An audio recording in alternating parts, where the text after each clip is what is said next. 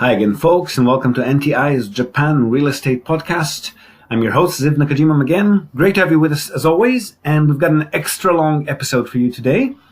This one is an interview I've given this week to a great little podcast by the name of Leaving California, which is hosted by Brian Poor, commercial real estate specialist from California, and his wife, Patricia. They've recently kicked off their podcast, which is aimed mainly at local California or other U.S. states based investors and buyers who are considering venturing out of their backyards to invest in other states and even countries. And they've invited me to come on their show and tell their listeners a bit about Japan. And I've really enjoyed their casual, chatty interview style and the range of the topics that they like to review when they interview people who are living and working in each of those markets that they cover. So they touch on everything from mentality, lifestyle, unique characteristics of each and every location, and of course, property market fundamentals. Really great format for a podcast. I hope you enjoy listening to it as much as I did, being on it. And as a side note, it's really great to see more and more North American investors expanding their horizons and venturing overseas. We've certainly been taking on more and more US and Canadian-based clients these last few years. I'm guessing most likely because the markets in those countries have well and truly recovered since the meltdown a decade or so ago. So properties are now less affordable, yields are more compressed, and that's something we touch upon in the interview as well. Just before we get right in there, just letting you know that registration for our free webinar is almost closed. Based on your responses and registrations, it looks like it's going to be taking place on a Sunday evening, Japan time, sometime in late February or early March. And we're going to be covering a lot of information there, probably about 2 hours long. We will try to include as much of the stuff that can't usually be covered in audio format. So really reviewing spreadsheets, doing some deal analysis, looking at deal samples, including exterior, interior photos, floor plans, layouts, and so forth. And of course, taking your questions, either ones submitted in advance or live via chat during the webinar, and answering those as well. So if you haven't done so yet, we'll have the link to the registration form in our show notes again as well. And of course, a link to Brian and Patricia's podcast as well. Be sure to register if you'd like to join us for the webinar, and definitely make sure you're filling in your email address. Some of you haven't done that when they register, but the webinar software requires an email address to set you up as a participant and send you the link for joining the webinar. So don't skip that field if you fill in the form and you do want to join us live. All right, so without further ado, here's my interview with Leaving California, Brian and Patricia Poor. Enjoy. Hello and welcome to Leaving California, What to Expect When Considering Japan with the Poor team. Today we have the pleasure of speaking with Ziv. Hello, Ziv. How are you? Hey, Ziv. Good, thanks. How are you guys? Doing good. You are our first official overseas podcast. We went to Canada. You're the first one to cross water. Oh, wow. It's an honor. Thank you. We've had some technical difficulties the past few days, but we got it all worked out and we're back up in gear. So if you want to get things kicked off, I'm pretty excited to hear about real estate and Japan in general. If you want to kick everything off, just tell us a little bit about you and what got you into the business.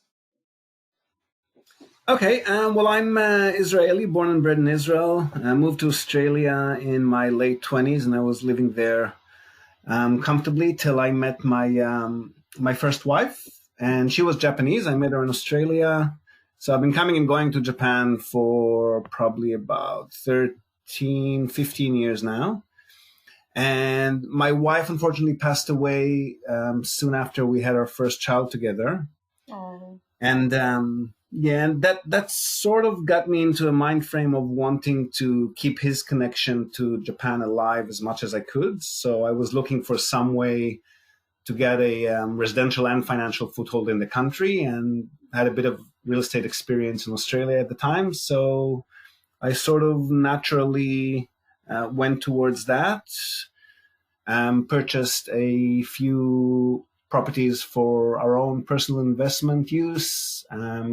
I met a lovely lady who helped me with the business side of things and the Japanese side of things, who later on became my second wife, my current wife, and my business partner as well. And then we figured out there's quite a few people who'd be interested in the services that we provide, and what we've learned in the process, and the rest is history, as they say. That was 8 years ago now. Wow. How was it going? How complicated was it to get everything going? Being a foreigner going into another country?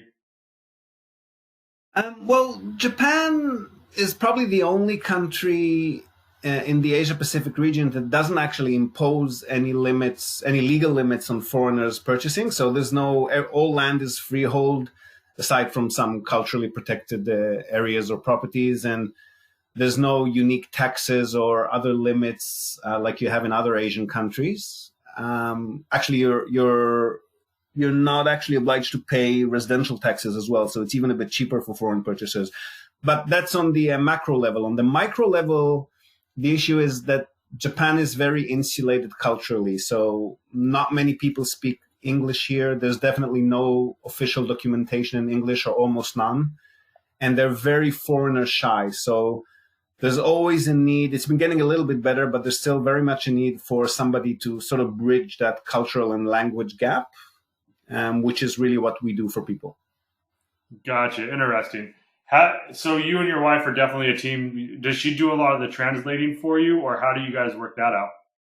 Yeah, I mean, my Japanese is okay. It's pretty fluent on a street level. But the thing is that they've got quite a few politeness or honorific levels and different vocabularies when you're in a business transaction.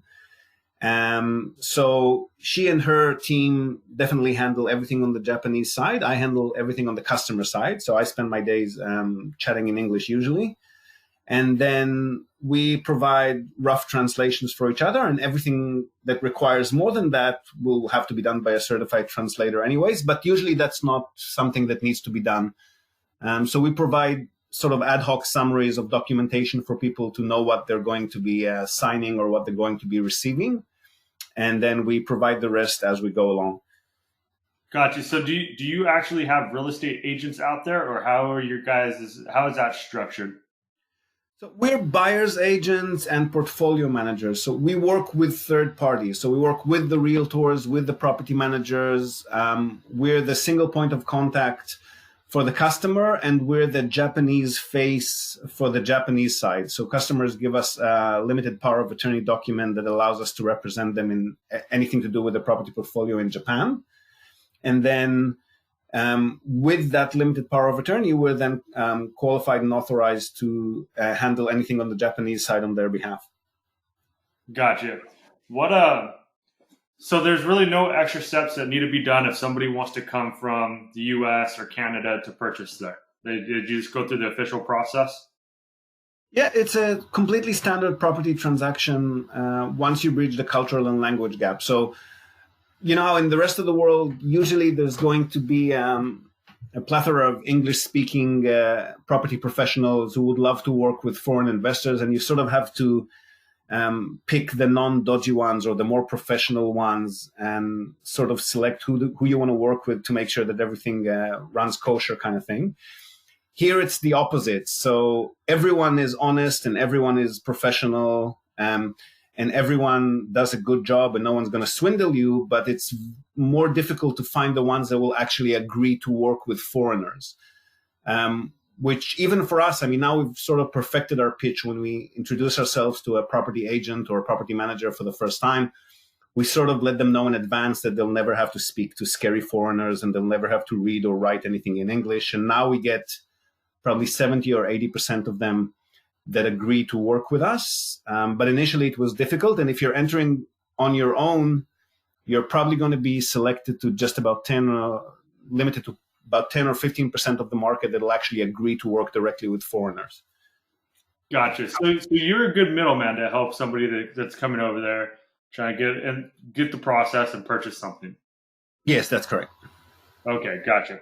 I just wanted to kind of clarify that out there. So before we kind of jump into the real estate side that I'm interested to talk to you about, because I don't know anything about what's going on over there, to be honest, let's kind of talk about the culture, the restaurants, and what makes Japan special. Oh, wow. I'm not sure how many hours we've got for that. And you can start off. You can start off however you want. If you want to talk about the employers, the restaurants, the nightlife, whatever, I'll kind of let you speak to how you want to lay it out. Yeah. Well, I guess, I mean, Japan's a bit of a alien planet, so to speak, when compared with any other countries, and they're definitely very different to the rest of their Asian neighbors. I mean, mentality-wise, they're probably closer in the mindset to North Europeans, so Germans or Swiss. So everything is very by the book. There's a lot of rules for anything that you want to do. There are protocols that you have to adhere to whenever you're in sort of interaction, not just on the business side, socially as well. Lots of little hidden cultural landmines that you want to avoid stepping on. And everything's got a paper trail a mile long. That's on the official side. And they're very, very honest. So one of the reasons that they're really scared of foreigners is because they've got this sort of childlike innocence about them. I mean, you know, you drop your wallet in a busy Tokyo street, there'll be 5 people running after you to return it to you. You leave your bag. People actually, if somebody's sitting in a cafe, they might leave their bag on the seat when they go to the toilet to reserve the seat, kind of thing. I mean, crime here is very, very low, and people are just generally very open and honest and polite. So that sort of seeps into everything. So everything is tidy, everything is neat. You don't see trash in the street. There's no ghettos or bad neighborhoods. Or, I mean, there might be white collar, blue collar, but nothing that you'd need to watch out for. Culturally, I mean, it's Asian. I mean, they've been here for centuries, and there's endless things to see and do, and festivals and temples and museums, and the architecture is mind-blowing for me. Nightlife, it depends on where you are. So Japan, there's a huge differentiation here between the city and the rural areas. In the rural areas, which are slowly dying out and conglomerating into the bigger cities, there's not much to do nightlife-wise. Everything sort of shuts down at 4 or 5 o'clock. But the vast majority of the population, and definitely the expats, live in the bigger cities. And the bigger cities are just amazing, I guess. Tokyo is the world's biggest metropolis, but not just Tokyo. Any big city in Japan is usually a 24/7 kind of place. So bars, restaurants, nightlife venues are open, not quite around the clock, but definitely until 2, 3 o'clock in the morning during the week, and 5, 6, 7 o'clock in the morning on the weekends. There's a pretty vibrant music scene. A lot of it is J-pop, Japanese pop, which is not to everyone's liking. But and the food, I mean, the food we could go on for days about. Japanese, I mean, not just sushi and ramen, which is what the West usually knows about, but it just goes on and on, man. I don't even know where to start. Typically, I would like to say, because we know food varies in a lot of areas. I mean, whether you want Italian, Chinese food, pizza, like everything varies. But what are the unique restaurants there that you would recommend if someone's to visit Japan? Like, you got to at least go try these couple restaurants for the experience and the food. Well, first thing off, if you do know sushi and ramen, which are sort of popular in the West as well, you definitely want to try the authentic Japanese version of it, because we just get a taste of it in Western countries. It's not nearly as diverse as it is here. There's teppanyaki restaurants where the chef cooks the food in front of you, or in some places you can actually cook it yourself. So you're like sitting around a flat, open metal barbecue spot, and they provide things for you to cook on it, or they cook it for you. There's katsudon, which is kind of a rice bowl with a sort of breadcrumb pork cutlet on it, and there's various levels of meat that you can choose from depending on the restaurant. There's okonomiyaki, which is kind of a mix between an omelet and a pancake, I guess. It's a savory sort of pancake with vegetables or seafood or meat. There's, if you're a drinker, there's a nihonshu, which is known in the West as sake, which is the more refined rice wine that we're all familiar with. And there's also shochu, which is more similar probably to vodka, and that can be made from potato or sweet potato or barley or rice as well. There's a very good selection of beers and whiskey. Japan's actually beat Scotland at its own game a few years ago in the whiskey championships or whatever it's called. Wow. Yeah, and again, it goes on and on and on. Yeah, I was actually just going to ask you, do you guys have some distilleries and breweries out there? I know those are kind of like getting real widespread and that each place has its own. Do you guys have like a lot of sake distilleries out there? Yeah, definitely. More of them. Sake usually is best where the water is constantly flowing and fresh. So anywhere where there's rivers that are close to the source, you'll have some very good sake breweries. Down south, you have a lot of shochu breweries, whiskey distilleries. Craft beers taken off in the last few years as well. But even Japan's standard run-of-the-mill beers are pretty good.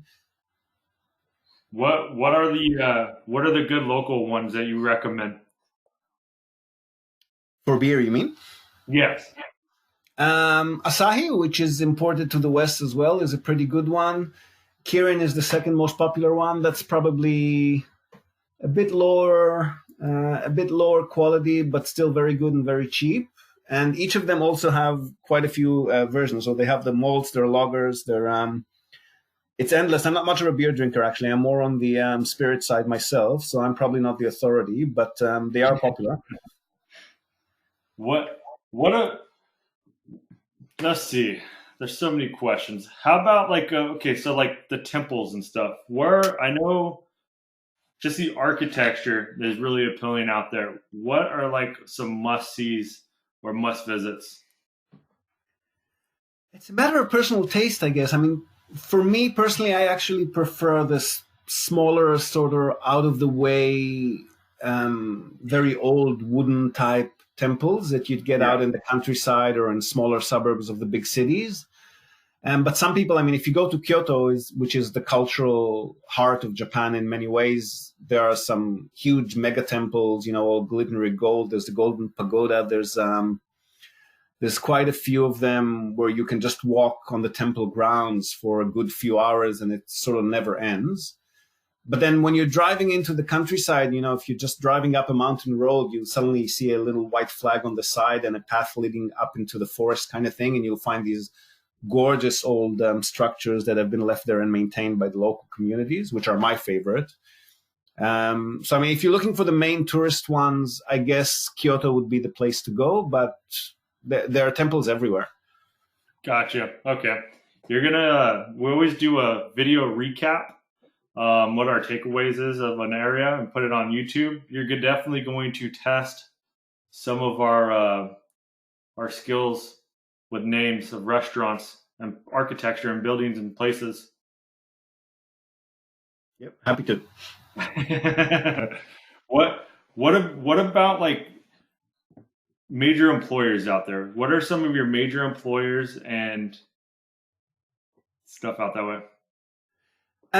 Well, it depends if you're a local or an expat. If you're a local, then Japan's economy mainly, actually, as much as people know the bigger companies out here, the economy is still very much dependent on smaller, medium enterprises. So there are a lot of small companies in each of the big cities that each specialize in. That's another thing the Japanese really like, is they like to be, there's no jack of all trades, master of none here. Everyone's really focused on one particular niche that they do. So there are a lot of small companies and shops that specialize in one particular manufacturing gig or one particular product that they do, and they'll keep doing that forever. But expats would probably find it more difficult to work for these companies because they're very traditional. They, again, wouldn't speak English, and unless you're really fluent and living here for a long time, and unless they're really looking for a foreigner for any specific reason, they'll always stick to the Japanese. So the expats tend to work for the bigger companies that we all know in the West as well, the automakers, the electronic makers, companies like Mitsubishi or Hitachi or Sony, and car makers like Toyota or Nissan and so forth. And these guys are either headquartered in Tokyo, Osaka, or Nagoya in most cases, which are the three main industrial hubs. And then they'll have branch headquarters in each of the other big cities. So Sapporo, Fukuoka, Yokohama will also have company branches of those companies, and these are the ones that usually employ the expats. The most international financial institutions also have representation, at least in Tokyo, so a lot of the expats work for them as well. And the other places where you'll find expats working are university campuses. So English teachers usually enter the country. That the easiest way to enter the country and start working is an English teacher. You can do that if you're when you're very young, in your 20s. And then as you progress in your career, you might become a university professor at one of the bigger campuses. They all have English literature departments or just English departments. And that's where you'll find most of the expats working. Gotcha. Okay. So are businesses running pretty much 24/7, like your manufacturing plants, or do you guys have like your standard working times, like back this way? Japanese are pretty hard workers.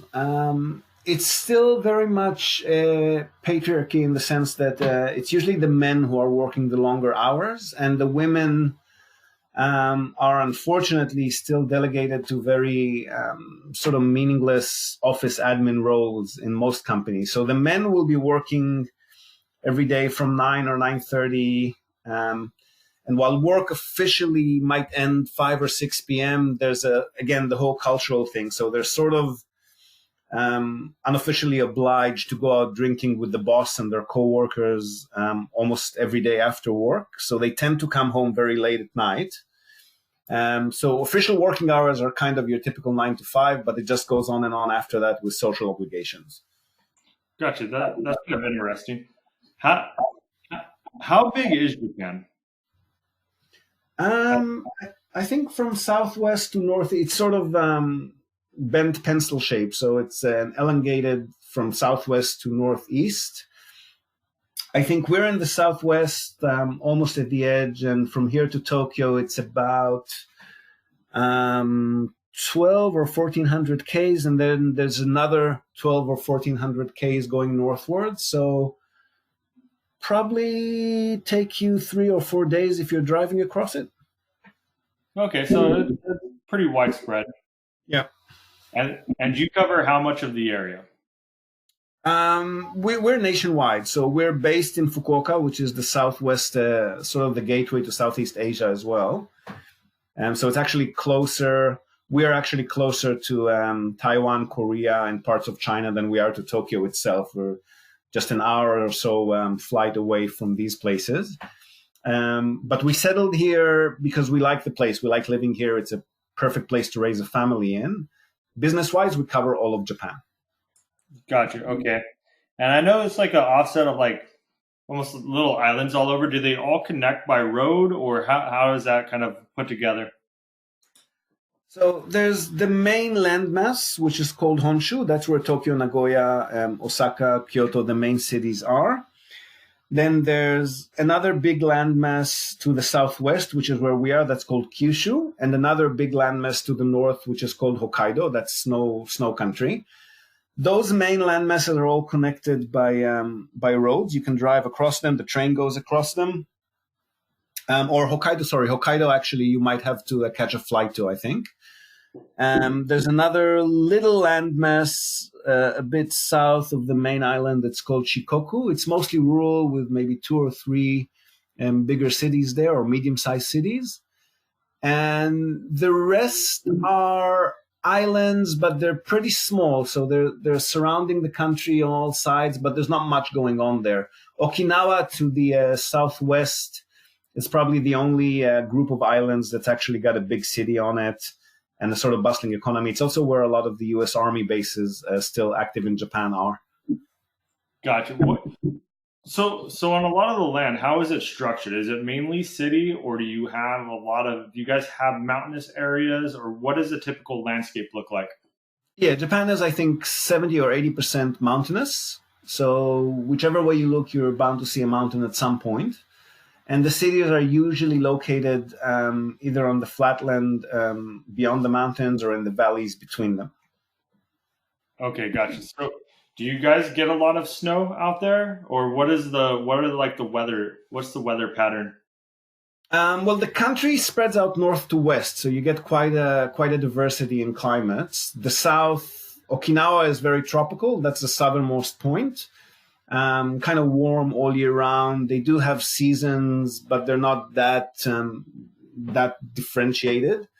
And the north is snow country, so half the year snows up there. That's where most of the ski resorts are. And in the middle is kind of moderate. Great for ski, but a bit harder to get tenants if you're into investment properties that time of year. So some of our customers prefer not to buy up north unless they're really snow hounds. And then the middle is moderate. I mean, winter where we live, for example, which is a little bit southern of the middle line, probably get 1 or 2 days of snow a year. Temperatures would rarely fall below 0 Celsius. I'm not sure what that is in Fahrenheit. Sorry. We don't get too much ice and snow here. But I mean, if you go 2-3 hours north, there's already a lot of it. Now, is it Japan that has the huge indoor ski resort thing? Haven't heard about that one. I'm not sure. That No? might be China. Yeah. Okay, yeah. I remember seeing or hearing something about a huge like indoor ski, and it's like all man-made and stuff. And I was just wondering if that was located anywhere over there. We do have something like that, but it's not really snow ski. It's sort of like plastic slopes. Plastic slopes. Yeah. Gotcha. What? So what the be? What is the commute like? What is the typical structure of the roads? Do you guys have a lot of trains? Yeah, I think best train system in the world, at least as far as punctuality goes. Like they're really to the second on time always kind of thing. And if they're late for any reason, which is unfortunately usually going to be a suicide on the track sort of thing, they'll actually issue you with little notes to provide to your employer or to your wife for apologizing for the train being late. So trains are massive here, whether it's subways or bullet trains, the really fast trains which go between the cities, or just normal trains in areas where you can't actually construct a subway for any reason. That's the major mode of transportation. People do drive a lot within the cities. Between the cities, the truck drivers take the normal roads, but if you as a tourist, if you would be driving along these normal roads, it can be a very slow progress. And the motorways toll fees are actually very expensive. So most people would only go between cities via car if they actually have to take the entire family somewhere where the train access is limited. Most of the time it'll be via train. Gotcha. So you had mentioned the suicide thing. Is that something that's pretty common? Is that a huge issue out there? Yeah, it's got a pretty high suicide rate here, mostly due to the work and social pressures that the Japanese are subjected to. I mean, don't get me wrong, I love living here as an expat, though probably wouldn't want to be a Japanese person in Japan because the amount of official and unofficial pressure that you get from work, from families is pretty high, which brings the suicide rates pretty high too, unfortunately. Gotcha. I know. I had to touch on it. I would like to cover any aspects of something to look out for or pay attention to or something. What does the healthcare and the school systems look like out there? The school system is relatively high level. I mean, Asia as a rule tends to be higher, but more on the science side, on the cultural language side, Japan is still a bit backwards, or actually a lot backwards compared to its neighbors. Again, it's very insular, so there's not much foreign language education here. They've only recently started teaching that in elementary school, and that's taking off very slowly. On the sciences side, they're pretty high level. The school system is generally high level. I mean, we send our sons to public school, and we're very happy with it. And there's also quite a big network of private schools and universities. There's, I think, 4 or 5 top universities in Japan that are considered very high level for the country. But again, when these students go out and into student exchange programs, or they just go out to study or work in a different country, they're usually a bit shocked because the the way that they teach here is still very conforming. I mean, you don't get to ask too many questions or exercise your brain. It's really a matter of memorizing and then spitting out stuff, which is why a lot of the expats, once their children reach junior high or high school age, a lot of them like to put them in international schools just to avoid them turning into sort of suited penguin robots, which is what the Japanese education system tends to point them towards. But on the elementary school level, it's great. I mean, there's a lot of stuff that we don't get in the West, like everyone takes care of each other. They make little gardens together. They take care of animals. The kids help clean the school and cook the meals and stuff. That's really great to expose them to at a younger age. It's just, again, once they reach that junior high age, you might want to open their minds a bit more. Gotcha. So is it the typical structure, like a K through 5th or 6th, and then 6th to 8th, and then 9th to 12th? Yep, pretty much same. And gotcha. The healthcare system is pretty good. We all have national healthcare. You do pay for it, but the amount varies depending on your income. So lower income levels wouldn't have to pay much, and higher income levels pay a bit more.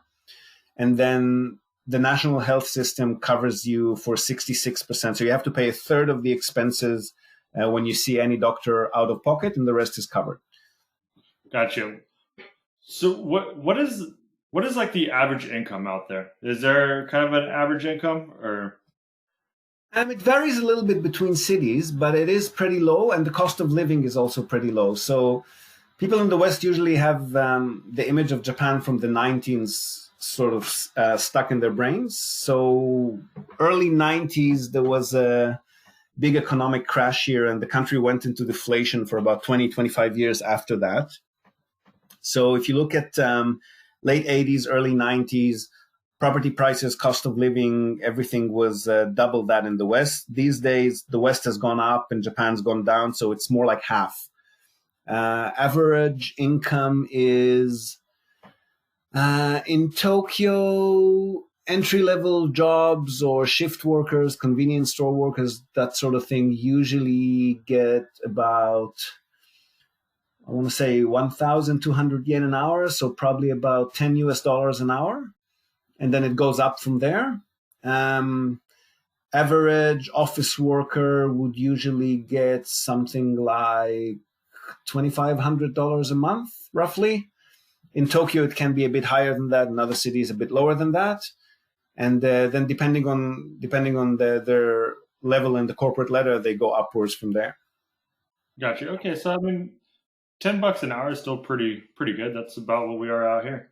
But it buys you a lot more here because cost of living is very low. I mean, if you want to compare to other countries, you can get a decent lunch here for under $10, and you can rent a place, mind you, not a fabulous place, but you can rent a comfortable studio or a one-bedroom apartment in most cities. Again, depending on the city, but anywhere between, say, $300 a month for the cheaper older places, and maybe up to $1,000 or $1,200 a month for nicer newer places. But space is a premium. So once you go beyond the single bedroom apartment, prices tend to jump more highly. Gotcha. So what would you say the top 5 people are that are coming to Japan if they're looking to invest? What areas are they typically coming from? It sort of ebbs and flows with the global economy. So, for example, when we started just after the global financial crisis. We went into business late 2011. And at that time, the US had a lot of cheap deals available. So nobody from the USA was really looking outside of their own backyard. Most of our customers at that time were from Australia and Singapore, so places which are where property is usually not very affordable and the market is pretty limited for cash flow. So these kind of people always tend to look outside regardless. And as things improved in the USA and in Europe and North America generally, we started to get more and more customers from those areas as the deals dried out. So these days, probably 40-50% of our customer are from North America, USA and Canada. Fair few, maybe 20% or so from Europe, and the rest are still from Singapore and Australia. But when we started out, it was just the other way. So we had a very low amount from these countries and a lot of them from Singapore and Australia. Hong Kong, which is another rich location in Asia, a lot of people coming from there. And the rest are sort of all over the place. So a few from New Zealand, Thailand, Malaysia, anywhere really. And the investor profile tends to be either, again, it depends on the country. So people from Australia, New Zealand, from Europe tend to be professional couples in their late 30s to early 50s. From the Americas, it could be well-off individuals or families sort of towards retirement. And from Asia, Singapore, Thailand, Malaysia tend to be, generally speaking, older people, retired or semi-retired, some family offices that are investing on behalf of a family. So it could be, two brothers and a sister, or it could be a mom and dad purchasing on behalf of the kids, that sort of thing. Gotcha. With land being such a premium in space, is Japan going up a lot? A lot of tall buildings. What does it look like in regards to that respect? Again, there's a huge difference here between the city land and rural land. Rural land goes for a song. I mean, the smaller townships are dying out, and Japan's got the world's fastest declining population. So they're not having too many babies here. The population is getting older. And that means that a lot of the smaller townships and villages are sort of dying out. The population is dropping sharply, and they're conglomerating into bigger cities. So in those areas, land is pretty much given away. You can buy a lot of plots for just a few $1,000s, including some old, beautiful traditional houses that might need a bit of work, but have got good bones and can carry on for years to come. In the bigger cities, depends. So back in late 2012, those 25 years of deflation sort of bottomed out. And since then, it's been going up in most major cities, in the last 2 years in all major cities. So Tokyo and Osaka are now close to their pre-bubble days of the early 90s again. And their land and property structures as well are pretty expensive. Other cities that have been going up, the rest of Japan's big cities have been going up, but not quite as sharply. So places like Fukuoka, Nagoya, Kyoto, Sapporo, which are the other big cities, still have a fair bit to go before they'll reach high prices. So Fukuoka City, for example, which has gone quite sharply up in recent years, but still has a long way to go. You can still get those studio and one-bedroom units again, probably as low as 40 or 50,000 US. And Tokyo, the older buildings you might be able to buy into at 150, 120,000 US, but those kind of deals are getting more rare. Gotcha. What do you think one of the causes is for the declining population? Is it just they're not having babies as often, or what is it like is it a mindset out there, or what is it? Well, it's difficult to maintain a birth rate. I think it's mostly a female thing. So women in Japan, as I was mentioning, it's still a very patriarchal society. Women are sort of relegated to office roles or housekeeping roles. But the thing is, they're not that insulated from the rest of the world. So this is not Afghanistan or some backwards country where you can keep the population sort of blindsided and just get them doing what you want them to do. So they are exposed to modern culture. They get their TV, they get their movies, they travel abroad. They see that women in other countries have a better life. They're not delegated to these roles. They're not expected to behave in certain ways. So there's really no reason for them to have babies to increase their workload. They're going to be happier staying single or having a single child. They're just not interested in having families.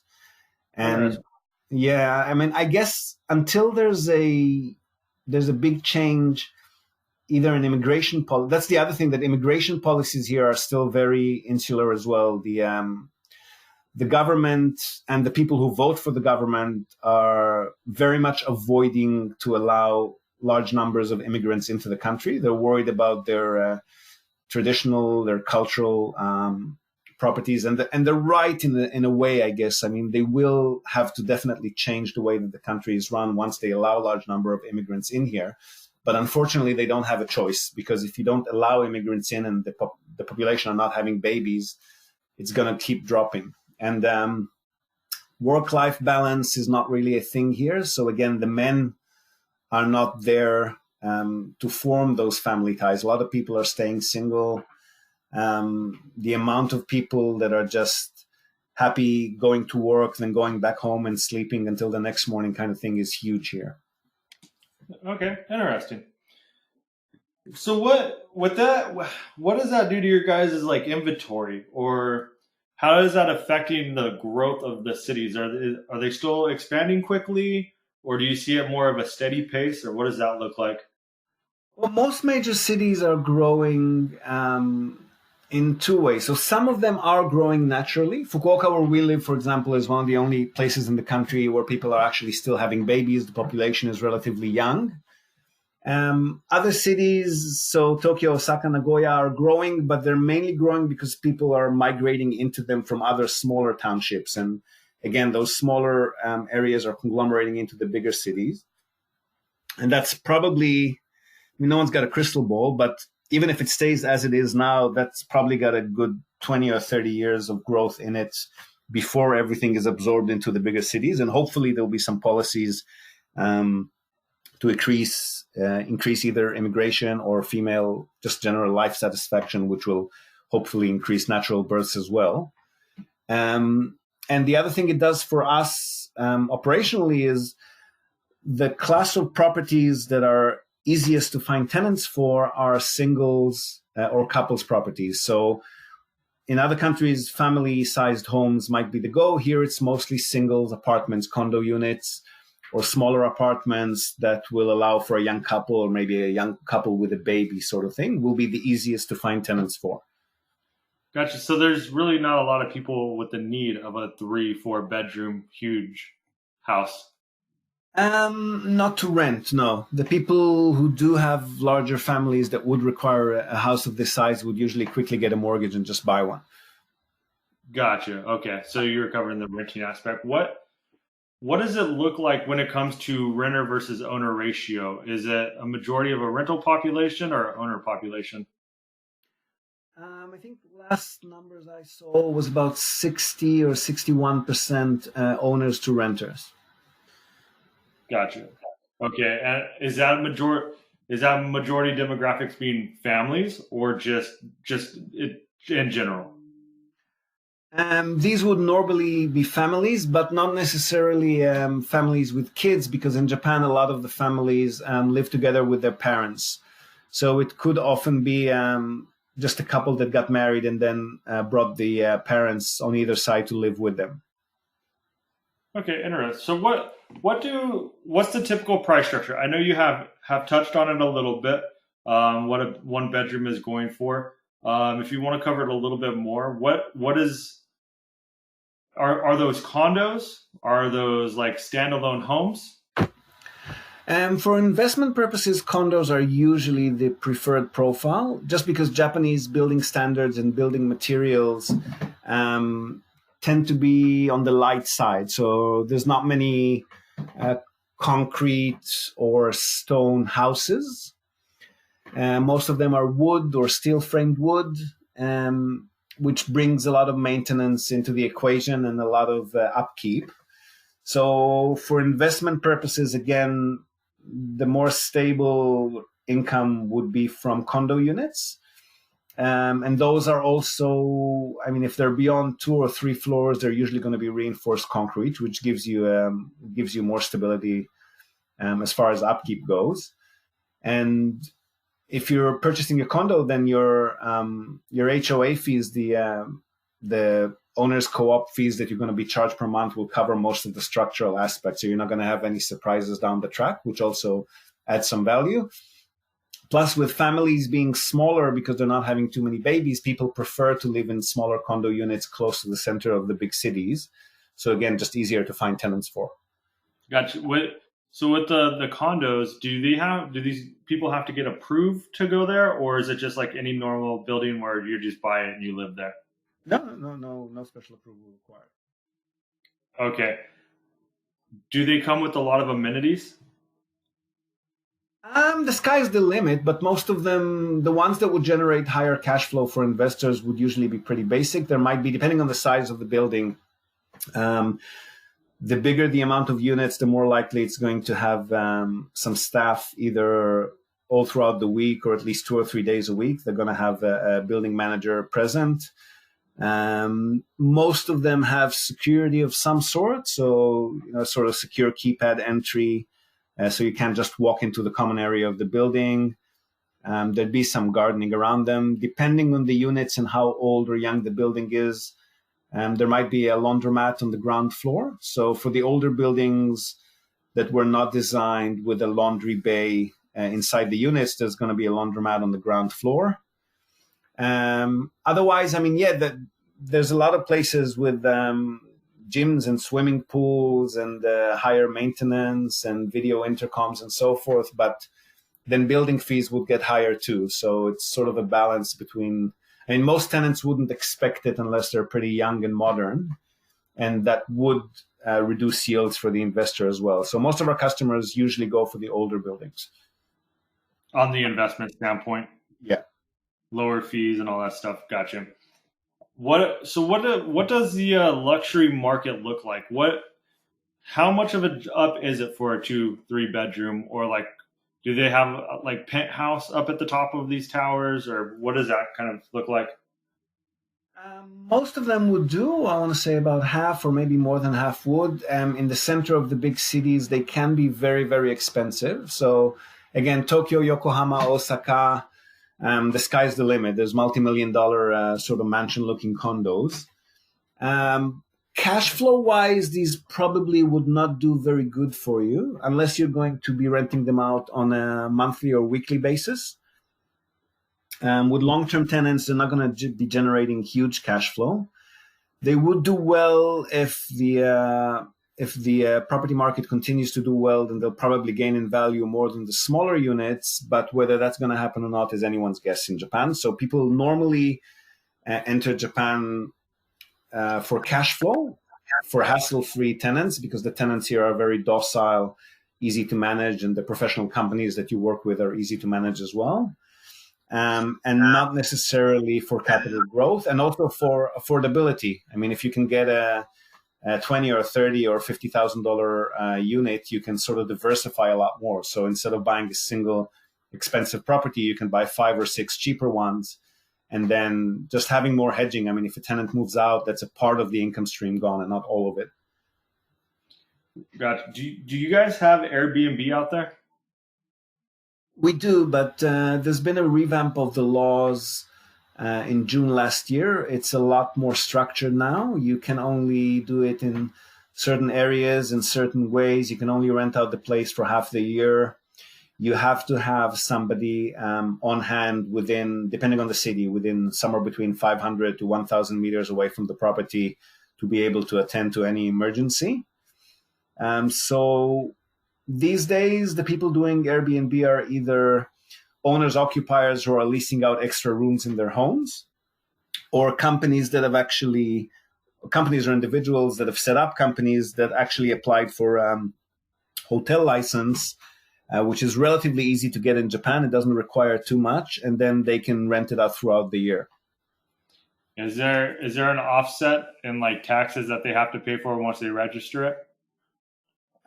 Once they set up a company, they switch over to corporate tax, which becomes more profitable once you hit the tax rate. Tax is capped for corporate at, I think, 30%, whereas for individuals, it can go beyond that.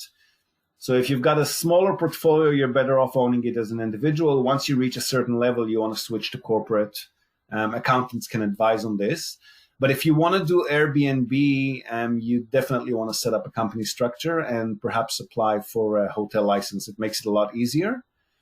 There's sort of an in-between. You can do monthly leases, which are considered normal leases, so they don't fall under the short-term stay legislation. And then, I mean, building management companies might not like it very much, but there's not really anything that they can do about it legally. So as long as you've got a lease in place for a minimum period of 1 month, or even shorter than that price-wise, as long as the lease period is for 1 month, then you can rent the property out for shorter terms, and you can make more income that way. What does the tax rate look like? Do you guys have any extra assessments? Do you guys have like a standard property tax throughout the city, or does it vary, or what does that look like? It varies a bit depending on the size of the property. So properties under 200 square meters get a tax cut. So the property tax is usually half of what it is for bigger properties, sometimes even down to a quarter. And that usually translates into something between 0.75% to 1.5% of the purchase price per annum. Bigger properties pay more. And again, depends on the city, depends on the age as well. Gotcha. So it doesn't fluctuate too much. No, not hugely, no. Is there any other special assessments or anything that you guys see, or is it just pretty much just the flat property tax? It's the property tax and obviously the income tax, which is pretty lenient in Japan. I mean, before you reach about 3,500 US net, you're tax free. And you can claim all of your purchase and running costs and carry them forward 3 years for individual, 5 years for corporate. So usually people who just own 1 or 2 smaller, older condo units would be tax-free throughout the investment lifespan. And beyond that, it goes up to 5% and stays there for every dollar thereafter until you reach about $20,000 net. And then it goes up to 10% and so forth. So pretty lenient on the income tax. Gotcha. Okay, so I really have 2 more kind of questions, and then we'll kind of wrap it up. How is a common person buying a home out there? Do they do a lot of loans, or do you see cash, or what is the typical way somebody's buying? For our customers who are mostly not residing in Japan, it's cash only. So Japanese banks, so Japanese lenders normally do not lend to foreigners unless they've got a permanent or semi-permanent visa. So there's not too many bank loans out there for non-resident foreigners. If you've been living here for a while and you're on a more permanent or semi-permanent visa, it's quite easy to get a loan for your owner-occupied property to live in. Investment properties can be a bit more tricky, and they've also tightened up in recent years even more. What is the average length that you have to live there before you're considered a resident? It's more a case of what your visa is like than whether you're been living here for a long time. So if you're on a business visa that gets continually renewed, you could be here for 10, 15 years, but you're still considered a risk from the lender's perspective.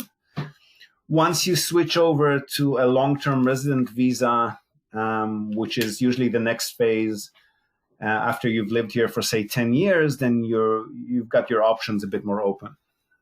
Gotcha. What do you guys use? A title company, an escrow company, and then is there any major fees that are associated when you're buying a property? I know we're talking to them in Canada, and they have like a land tax that's like $40,000 to $45,000 on every parcel. Do you guys have anything like that there, where it's kind of a drastic fee or something somebody should look out for or pay attention to? Nothing crazy. I mean, purchase costs, if you're using a buyer's agent like ourselves, purchase costs for the cheaper properties could be up to 20% worst case. And if you're buying directly from the realtors, it could be up to 15% worst case. Usually ends up being 2 or 3% lower than that. And that's composed of the realtor fee, which is somewhere between 3 to 5%, purchase tax, which you pay after the purchase is usually, it varies according to the official eval of the property by the government, but it's usually around 2.5% of the purchase price. And then legal and registration costs, again, which can vary depending on the official eval, can be anywhere from 3% or 2.5% for the more expensive properties and all the way up to 7 or 8% for the cheaper ones. So worst case, 15% if you're buying direct, 20% if you need to use someone like us. Okay, gotcha. That's pretty cut and dry. Yeah. And what is the average price out there, give or take, on the lower end and something on the little higher end that people are looking at? What are the typical prices? Well, the lower end, again, if you're looking at rural, the lower end can be just a few $1,000s and you'll get yourself a nice land parcel somewhere out in the sticks. The higher end, again, sky's the limit. I mean, central luxurious Tokyo properties can be up to maybe 3-4 million, usually not beyond that. I'd say the median is, especially for investment purposes, you get your best cash flow if you stick to properties under 70 or 80,000 US. Okay, that's not bad at all. And that's getting you how much building? They'll get you a single condo unit or two of them, depending on the city. And the cash flow would probably be, again, depending on the city, somewhere between 5 to 9% net pre-tax. So including all of your purchase and known running costs, but not including your annual taxes or any unknowns like vacancies or maintenance and so forth. Gotcha. All right. Well, we pretty much covered as much as we can with the time. In closing, what would you suggest to anybody that's looking to go and either move there or invest there? What are some things that you just want to point out, or a closing statement? Your due diligence here should consist firstly and foremost of the population trend. So you want to buy into a city that's got growing or stable population, which in Japan is not a given. So you have to look into the city fundamentals, make sure that the population there is in growth mode or at least in stable mode. You want to make sure that they've got more than a single industry so that if anything dries out, the city has still got other things to account for it. And beyond that, again, like we've mentioned, stick to the condos, avoid the houses unless it's for your own personal use. But for investment purposes, I would avoid the houses. And with the condo units, you want to look at the renovation history, the reserve funds pool status, just make sure they correlate so they got enough there to cover for any ongoing big renovations if they haven't been done in the last 10 years or so. Perfect. Well, with that, we appreciate you being on. And my name is Brian Poor. And I am Patty Poor. And we're agents out in SoCal. So whether you're coming or going, and if you have any questions at all, feel free to let us know. And if you're considering investing in Japan, reach out to Zip. He is awesome. The guy is full of knowledge. And I know we've talked quite a bit before he came on here. So all of his links will be below if you want to reach out to him on WhatsApp, Instagram, whatever he's looking for, it will be down there. So if we appreciate your time today. Thank you so much. Pleasure. Thanks for having me. Okay, so there you have it. Like I said, great interview. Love the format. Definitely worth subscribing to the Leaving California podcast if you're based in the USA, or even if you're not and just curious about other markets worldwide. As they mentioned, they've only just started covering other countries, so I'm sure there's plenty of fascinating global coverage coming from them. Definitely worth tuning in. You'll find the link again to the podcast in this episode's show notes, as well as the registration link to our webinar. If you are registering, again, be sure to fill in your email address in that form if you do want to join us live. And please let us know what you thought about this episode or about the podcast in general in the comment section of wherever you might have found it. And if you're tuning in via iTunes, we'd really, really appreciate it if you could leave us a rating, a worded review, let us know what you think. And of course, share this episode with anyone who might find it interesting. I think it should be particularly useful for anyone in your networks who's not really familiar with Japan yet. Definitely covers a lot of the stuff that people would like to know if they've never actually been here. They'll probably thank you for it, I'm sure. Hope to have you with us again next time. And until then, from all of us here at NTI and at the Leaving California podcasts, we wish you all a great day or night, wherever in the world you're tuning in from. And until next time, yoroshiku.